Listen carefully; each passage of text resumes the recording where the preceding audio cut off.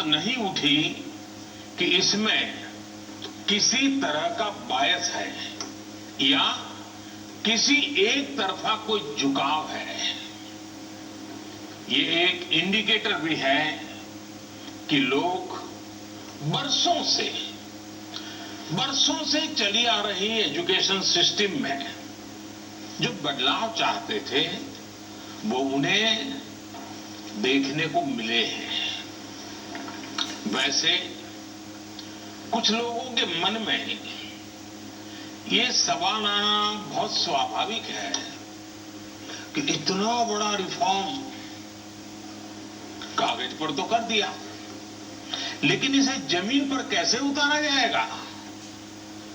यानी अब सबकी निगाहें इसके इम्प्लीमेंटेशन की तरफ है।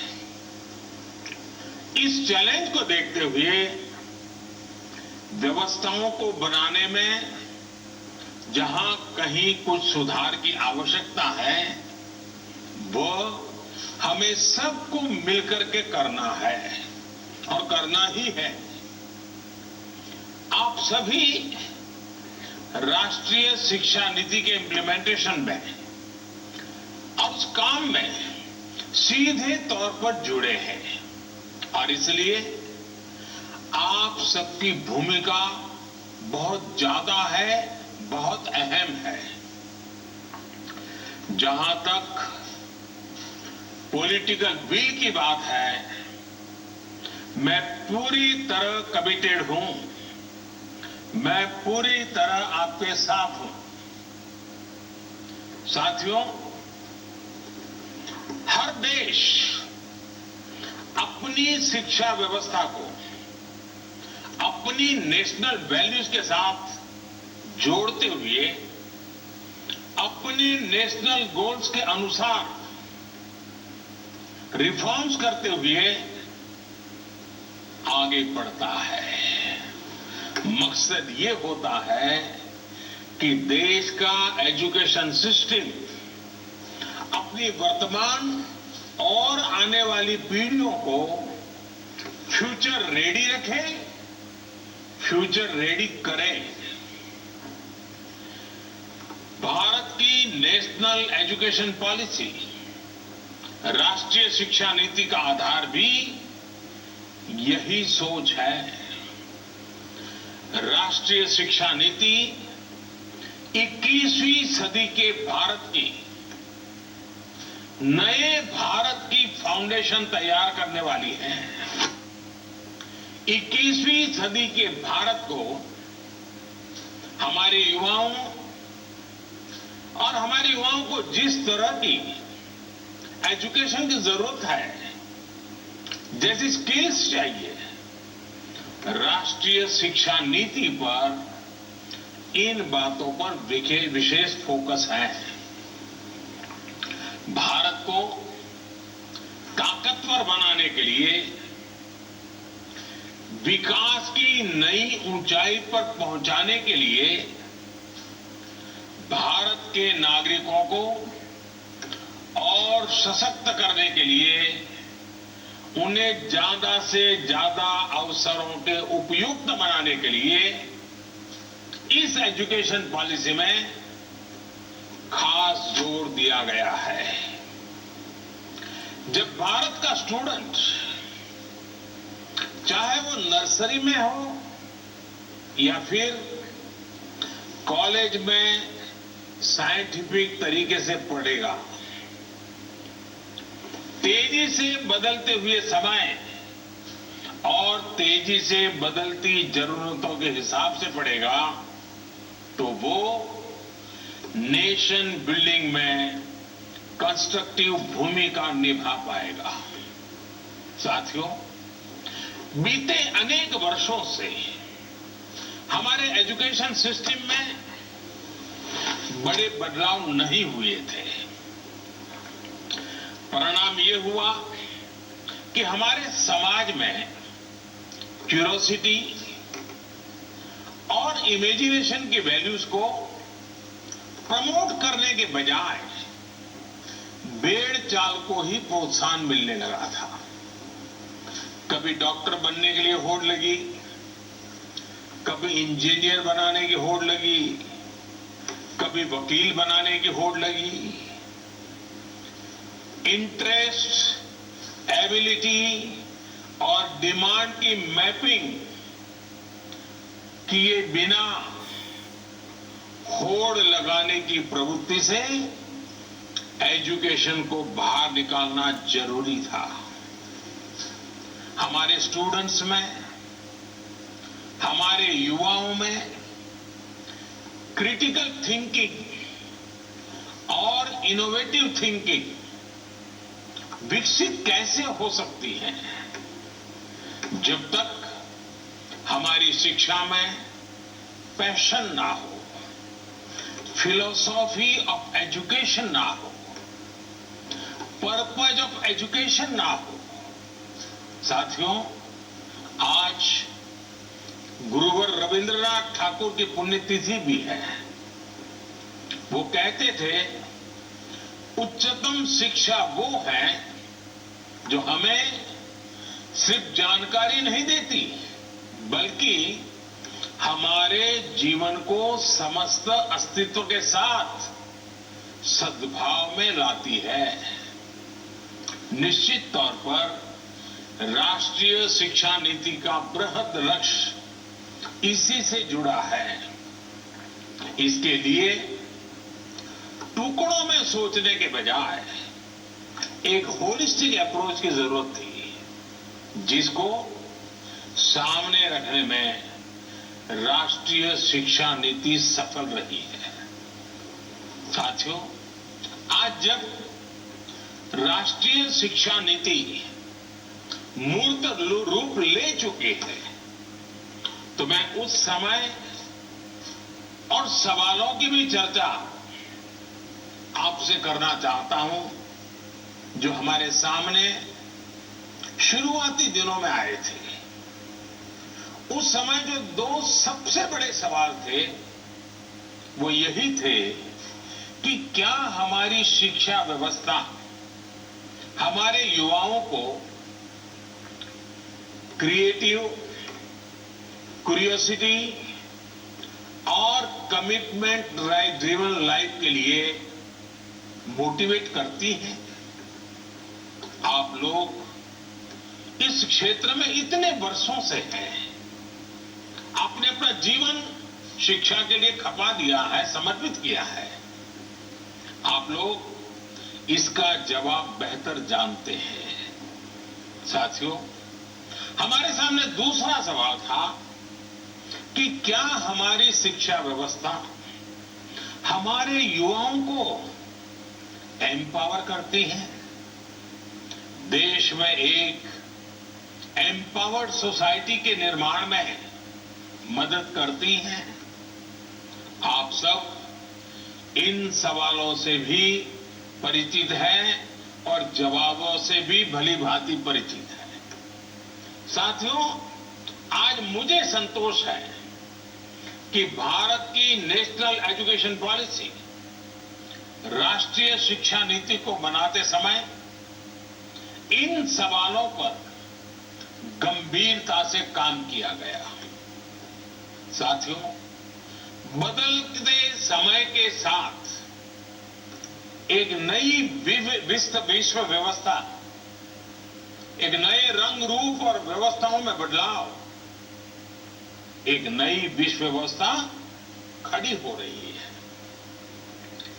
एक नया ग्लोबल स्टैंडर्ड भी तय हो रहा है। इसके हिसाब से भारत का एजुकेशन सिस्टम खुद में बदलाव करे, ये भी किया जाना बहुत जरूरी था। स्कूल करिकुलम के 10+2 स्ट्रक्चर से आगे बढ़कर अब 5+3+3+4 करिकुलम का स्ट्रक्चर देना इसी दिशा में एक कदम है।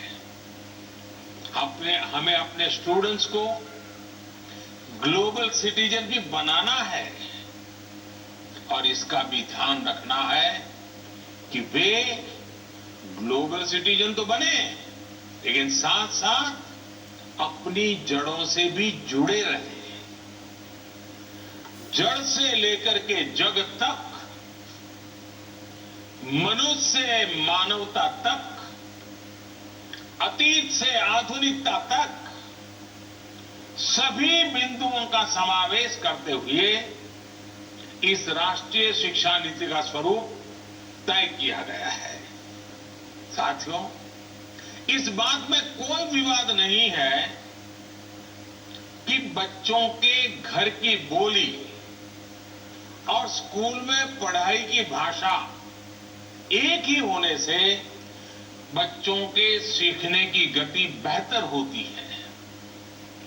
ये एक बहुत बड़ी वजह है जिसकी वजह से जहां तक संभव हो 5th क्लास तक बच्चों को उनकी मातृभाषा में ही पढ़ाने पर सहमति दी गई है। इससे बच्चों को और बच्चों की नींव तो मजबूत होगी ही, उनके आगे की पढ़ाई के लिए भी उनका बेस और मजबूत होगा।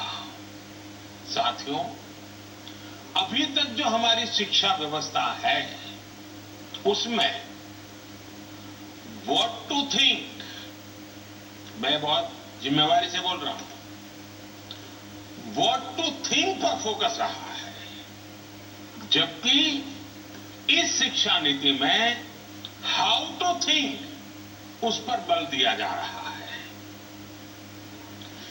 ये मैं इसलिए कह रहा हूं कि आज जिस दौर में हम, और ये दौर ऐसा है जहां इंफॉर्मेशन और कंटेंट की कोई कमी नहीं है, एक प्रकार से बाढ़ आई हुई है। हर प्रकार की जानकारी आपके मोबाइल फोन पर अवेलेबल है। जरूरी ये है कि कौन सी जानकारी हासिल करनी है, क्या पढ़ना है।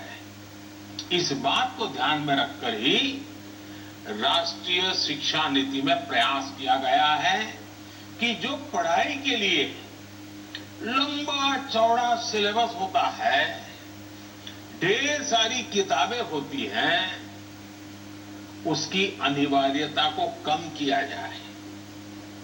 अब कोशिश ये है कि बच्चों को सीखने के लिए inquiry based, discovery based, discussion based और एनालिसिस बेस्ड तरीकों पर जोर दिया जाए।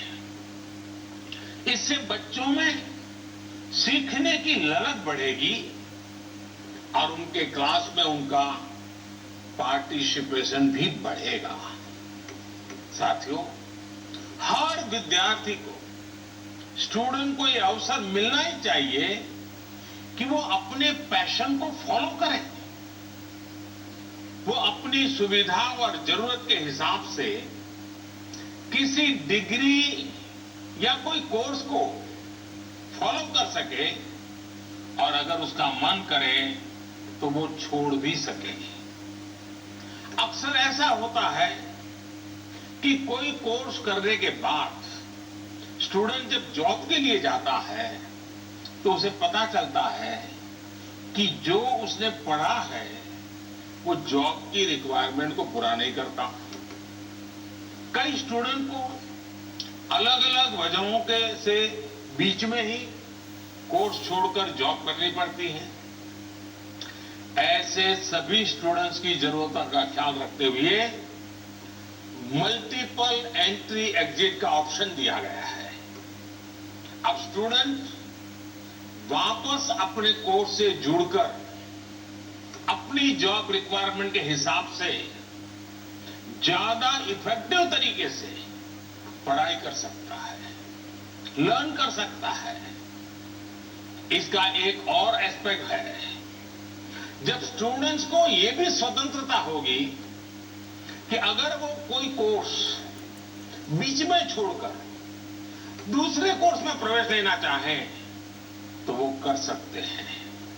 इसके लिए वो पहले कोर्स से एक निश्चित समय तक ब्रेक ले सकते हैं और दूसरा कोर्स ज्वाइन कर सकते हैं।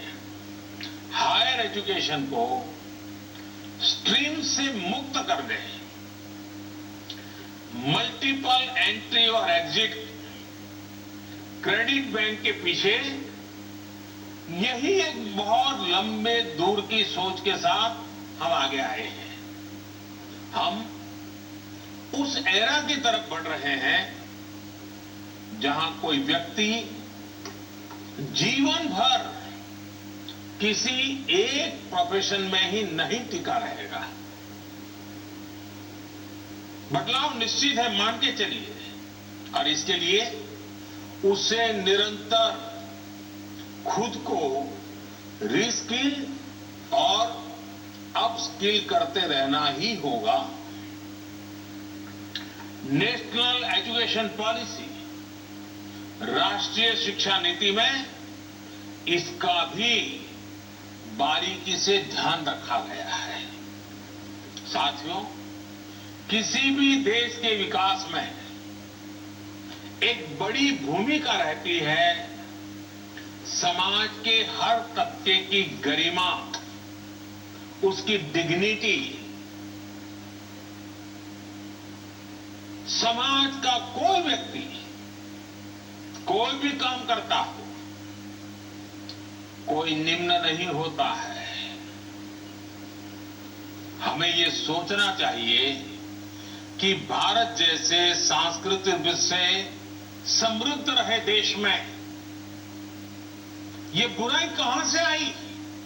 ऊंच नीच का भाव, मेहनत मजदूरी करने वालों के प्रति हीन भाव, इस प्रकार की विकृति हमारे अंदर कैसे घर कर गई?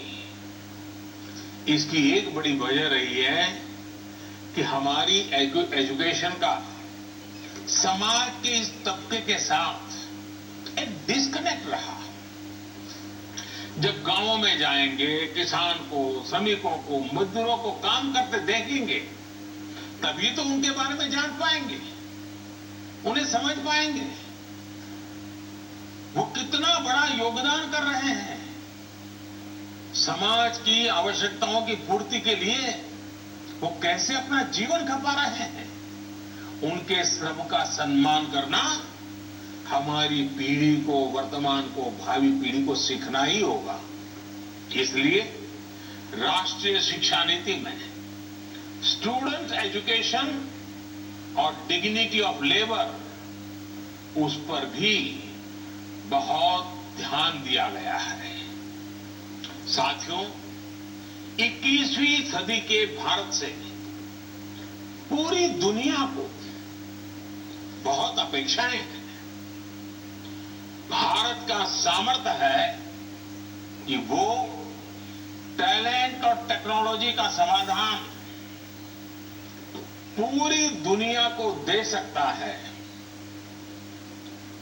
हमारी इस जिम्मेदारी को भी हमारी एजुकेशन पॉलिसी एड्रेस करती है। राष्ट्रीय शिक्षा नीति में जो भी समाधान सुझाए गए हैं, उससे फ्यूचरिस्टिक टेक्नोलॉजी के प्रति एक माइंडसेट विकसित करने की भावना भी है। अब टेक्नोलॉजी ने हमें बहुत तेजी से, बहुत अच्छी तरह से, बहुत कम खर्च में समाज के आखिरी छोर पर खड़े स्टूडेंट तक पहुंचने का माध्यम दिया है। हमें इसका ज्यादा से ज्यादा उपयोग करना है। इस एजुकेशन पॉलिसी के माध्यम से टेक्नोलॉजी आधारित बेहतर कंटेंट और कोर्स के डेवलपमेंट में बहुत मदद मिलेगी। बेसिक कंप्यूटिंग पर बल हो, कोडिंग पर फोकस हो, या फिर रिसर्च पर ज्यादा जोर, ये सिर्फ एजुकेशन सिस्टम ही नहीं बल्कि पूरे समाज की अप्रोच को बदलने का माध्यम बन सकता है। वर्चुअल लैब जैसे कंसेप्ट ऐसे लाखों साथियों तक बेहतर शिक्षा के सपने को ले जाने वाला है जो पहले से ही सब्जेक्ट्स पढ़ ही नहीं पाते थे जिसमें लैब एक्सपेरिमेंट जरूरी हो। नेशनल एजुकेशन पॉलिसी, राष्ट्रीय शिक्षा नीति हमारे देश में रिसर्च और एजुकेशन के गैप को खत्म करने में भी अहम भूमिका निभाने वाली है। साथियों, जब इंस्टीट्यूशंस और इंफ्रास्ट्रक्चर में ये रिफॉर्म्स रिफ्लेक्ट होंगे तभी राष्ट्रीय शिक्षा नीति को अधिक प्रभावी और त्वरित गति से इंप्लीमेंट किया जा सकेगा। आज समय की मांग है कि इनोवेशन और एडॉप्शन की जो वैल्यूज हम समाज में निर्मित करना चाहते हैं वो खुद हमारे देश के इंस्टीट्यूशन से शुरू होनी चाहिए और जिसका नेतृत्व आप सबके पास है। जब हम एजुकेशन और विशेष हायर एजुकेशन को एम्पावर्ड सोसाइटी के निर्माता के रूप में खड़ा करना चाहते हैं तो इसके लिए हायर एजुकेशन इंस्टीट्यूशंस को भी एम्पावर करना जरूरी है। और मैं जानता हूं जैसे ही इंस्टीट्यूशंस को एम्पावर करने की बात आती है तो उसके साथ ही एक और शब्द चला आता है और वो शब्द आप बड़ी बात ही जानते हैं। वो शब्द क्या है? ऑटोनॉमी। ऑटोनॉमी। आप भी जानते हैं कि ऑटोनॉमी को लेकर हमारे यहां दो तरह के मत पूरे देश में प्रवर्तमान है। एक कहता है कि सब कुछ सरकारी नियंत्रण से पूरी सख्ती से चलना चाहिए, तो दूसरा कहता है कि सभी संस्थानों को बाय डिफॉल्ट ऑटोनॉमी मिलनी चाहिए। पहली अप्रोच में नॉन गवर्नमेंट संस्थानों के प्रति मिसट्रस्ट दिखता है, तो दूसरी अप्रोच में ऑटोनॉमी को एंटाइटलमेंट के रूप में भी ट्रीट किया जाता है। गुड क्वालिटी एजुकेशन का रास्ता इन दोनों के बीच में से ही निकलता है, दोनों मतों के मध्य से ही निकलता है। जो संस्थान क्वालिटी एजुकेशन के लिए ज्यादा काम करे उसको ज्यादा फ्रीडम से रिवॉर्ड किया जाना चाहिए। इससे क्वालिटी को एनकरेजमेंट मिलेगा और सबको ग्रो करने के लिए इंसेंटिव भी मिलेगा। नेशनल एजुकेशन पॉलिसी, राष्ट्रीय शिक्षा नीति आने से पहले हाल के वर्षों में आपने भी देखा है कि कैसे हमारी सरकार ने अनेकों इंस्टीट्यूशंस को ऑटोनॉमी देने की पहल की है। मुझे उम्मीद है राष्ट्रीय शिक्षा नीति का जैसे जैसे विस्तार होगा शिक्षा संस्थानों को ऑटोनॉमी की प्रक्रिया भी और तेज होगी। साथियों, देश के पूर्व राष्ट्रपति महान वैज्ञानिक डॉक्टर एपीजे अब्दुल कलाम कहा करते थे, the purpose of education is to make good human beings with skill and expertise. Enlightened human beings can be created by teachers.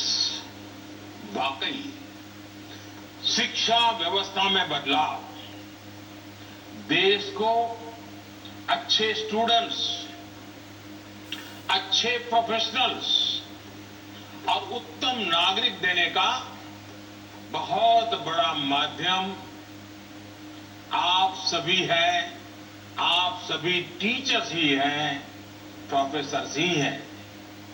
शिक्षा जगत से जुड़े आप ही लोग इस काम को करते हैं और कर सकते हैं। इसलिए नेशनल एजुकेशन पॉलिसी, राष्ट्रीय शिक्षा नीति में डिग्निटी ऑफ टीचर्स का भी ध्यान रखा गया है। एक प्रयास ये भी है कि भारत का जो टैलेंट है वो भारत में ही रहकर आने वाली पीढ़ियों का विकास करे। राष्ट्रीय शिक्षा नीति में टीचर ट्रेनिंग पर बहुत जोर है। वो अपनी स्किल्स लगातार अपडेट करते रहें, इस पर बहुत जोर है। I believe when a teacher learns, a nation leads. साथियों, नेशनल एजुकेशन पॉलिसी, राष्ट्रीय शिक्षा नीति को अमल में लाने के लिए हम सभी को एक साथ संकल्पबद्ध होकर काम करना है। यहां से universities, colleges, school education boards, अलग अलग स्टेट्स, अलग अलग स्टेक होल्डर्स के साथ संवाद और समन्वय का नया दौर शुरू होने वाला है। आप सभी साथी, क्योंकि हायर एजुकेशन के सबसे शीर्ष संस्थानों के शीर्ष में है, तो आपकी जिम्मेदारी ज्यादा है। मेरा आग्रह है कि राष्ट्रीय शिक्षा नीति पर लगातार वेबिनार करते रहिए, डिस्कशंस करते रहिए, नीति के लिए रणनीति बनाइए, रणनीति के को लागू करने के लिए रोड मैप बनाइए, रोड मैप के साथ टाइमलाइन जोड़िए, उसको इंप्लीमेंट करने के लिए रिसोर्सेज, ह्यूमन रिसोर्सेज, इस सबको जोड़ने की योजना बनाइए।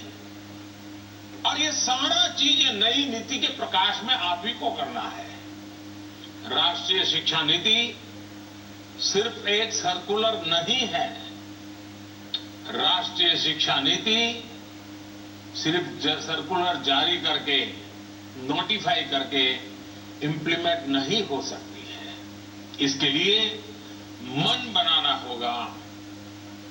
आप सभी को दृढ़ इच्छा शक्ति दिखानी होगी। भारत के वर्तमान और भविष्य को बनाने के लिए, आपके लिए, हम सबके लिए ये एक महायज्ञ है। 21वीं सदी में मिला हुआ एक बहुत बड़ा हमें अवसर है। हमारे इन प्रयासों से पूरी शताब्दी को एक दिशा मिलने वाली है।